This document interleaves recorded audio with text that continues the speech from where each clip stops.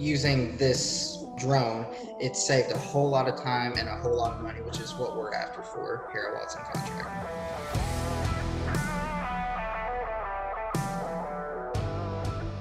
All right, guys. Thank you so much for checking out our third installment of Benchmark Video Podcast. I've got Blake with Watson Contracting with me today.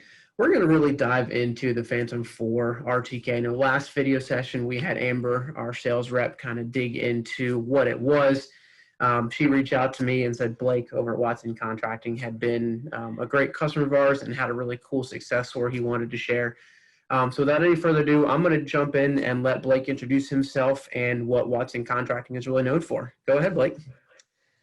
Hello, I'm Blake Watson. I work with Watson Contracting over here in Franklin, North Carolina, which is on the western part of North Carolina. And basically what we do, we are a turnkey company in construction works, which basically means we do a lot of things for ourselves. We do all the grading, clearing, moving material. We lay water lines, sewer lines, storm drainage, and we've also been doing our own paving too. So we've been doing a bunch of paving this spring and summer.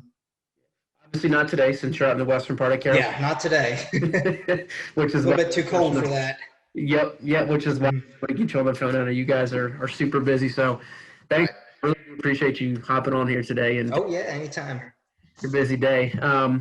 So, I mean, we'll jump right in, man. What kind of turned you on to the Phantom 4 RTK? Well, to be honest with you, whenever I was in school, I just graduated from Southwestern Community College back earlier this year. And in one of my topo surveying classes, we were actually going to have somebody come out and do a drone survey, kind of show us what it does, how it works and all that. And then whenever this pandemic hit, that kind of just, that never did happen. So as the months went on, Dad was talking to Brian Combs, our sales manager. Okay.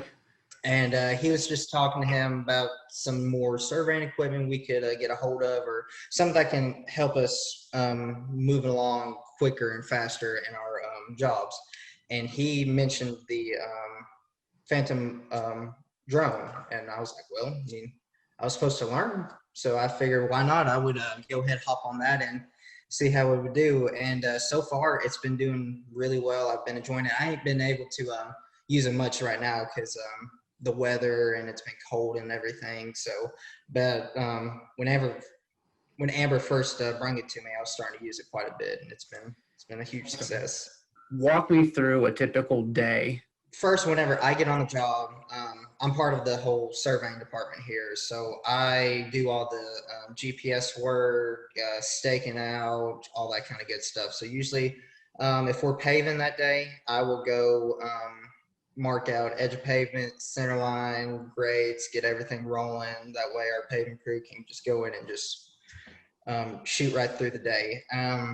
But usually using it for the drone purposes, we have a waste area where we move a bunch of earthwork and everything there. And we've been wanting to figure out how much material is in that specific spot on the job or whatever. So usually I'll go out there and I'll see if it's, around maybe 7,000 cubic yards or whatever, and just kind of get a rough estimate of how much material is going to be moved. And were you just eyeballing it based on experience, or were you taking a Rover out there and having to take shots? I was taking it with a Rover out there. You were. And how much time would that take you typically? Oh, Lord. I mean, at least a good couple hours or something. I mean, it was just getting too much, which I didn't mind or anything, but I just felt like using this drone, it saved a whole lot of time and a whole lot of money, which is what we're after for here at Watson Contracting. And I guess that is sort of the time saving. That's really what it's there for. But talk about if you got time savings, but you don't have accurate data to come back to, the time savings is kind of a moot point. What was the aha moment or the holy cow, this is actually works kind of moment for you? What really stuck out to me was whenever I would go out and bring all the data back and everything, I would show it to my dad, which is also the boss for our company. And I was like, so this spot right here, do you think it needs about 5 or 7,000 yards moved out of it. And he said, yeah, that seems about right because he has the most experience and he knows what he's looking at and what he's doing and everything. And I was like, well, this actually could be a pretty big benefit for our company. When Brian introduced the idea of the Phantom 4 RTK to you, did he reach out to Amber to set up a demo, or how did that work? All Brian did for me was give me her contact information, and we were emailing each other, talking back and forth. And I was just trying to get an idea of how it works and what all we can do with it. And whenever she got here to our shop, I think she already had the demo in place. Gotcha. Okay. Yeah. So yeah, does she fly your site beforehand and then just come to you with the data? No, actually, she came here with all the equipment and everything, and I was actually the first one to fly it on site and get the actual data firsthand. Oh, awesome. Okay, so Amber actually let you fly, and you kind of yeah. She taught me how to fly. She taught me all the different functions and everything, and then we were able to come back to the shop, put it all into I think it's Pix 4D.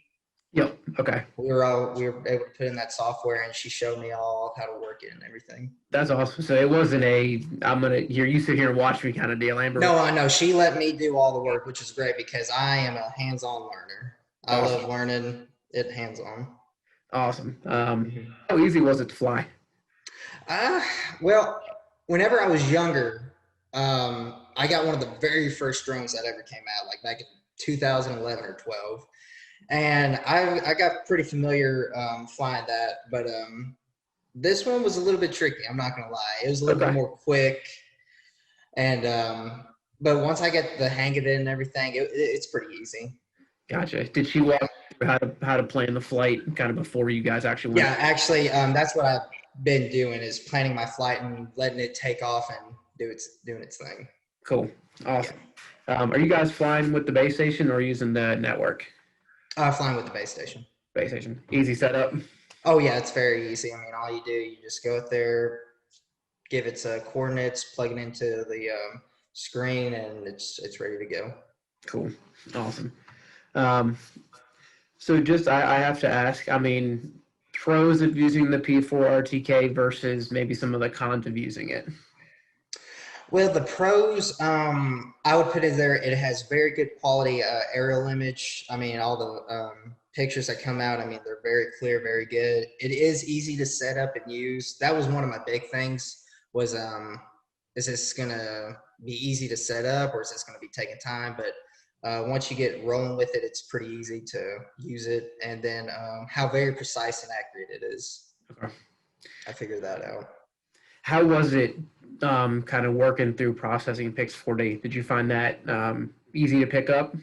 Not gonna lie, it was a little bit difficult. I'm still learning how to use it, but it's not terrible. It's really not. It's just tricky in some spots. Yeah, I mean it's definitely a heavy program to use, and there's a lot. It is. The only program that I've been used to using is Topcon 3D Office and Carlson. Those are the only two softwares that I use.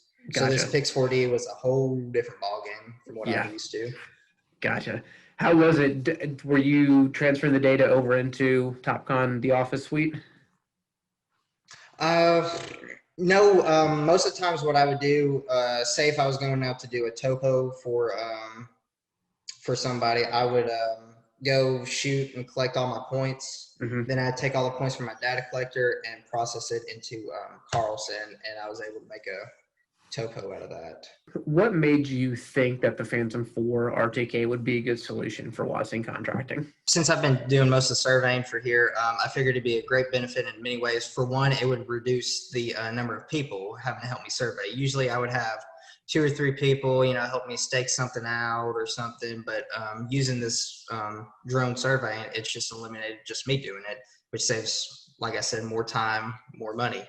2, it also helps me stay ahead of everybody, which is a really key factor. I hate being dragged behind or something. You know what I'm saying? They're not waiting on you for anything. You're ahead. Yeah. They're not waiting on me. I'm always ahead of them. I'm giving them all the data, all the information that they need to go to keep moving forward through the job. Perfect. And then also the one of many things that helps us along is calculating volumetric material, seeing how much material it needs to be filled or cut in a certain spot.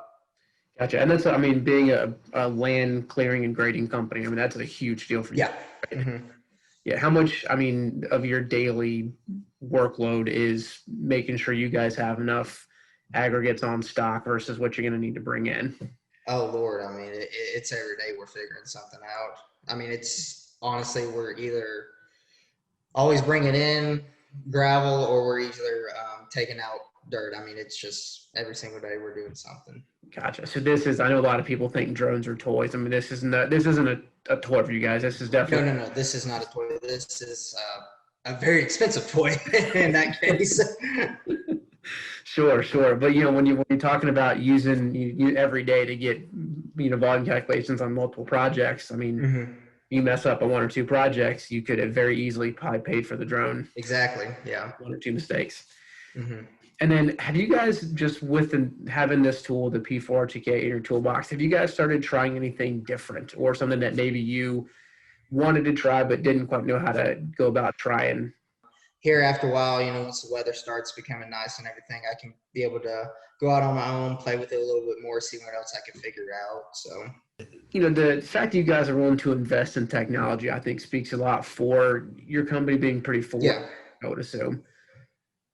Yeah, I'm glad we are starting to use more technology in our day-to-day goings because, Lord, before I even came on, they were still pulling string and everything, which, I mean, don't get me wrong, pulling string line, it still works, but it reduces the number of people and it also saves you time. Sure. And, just to clarify, right, I think everybody, when they hear nowadays reducing people, everybody thinks you're laying people off. And I would assume that's not the case. You're simply able to position those employees into a different position. Oh, yeah, definitely. Yeah, we can have 2 or 3 people pulling string line and checking grade when you just got one person checking grade and those other people are off doing something else, being more productive throughout the day. Definitely. Awesome, man. Well, hey, I really appreciate you hopping on here. And Oh, yeah. Your day. I'm really glad it's working out for you, truthfully. I'm glad you guys are an adopter, and quite frankly, it seems like you guys are honestly an early adopter at this point, so I'm excited to hear some more success stories from you guys.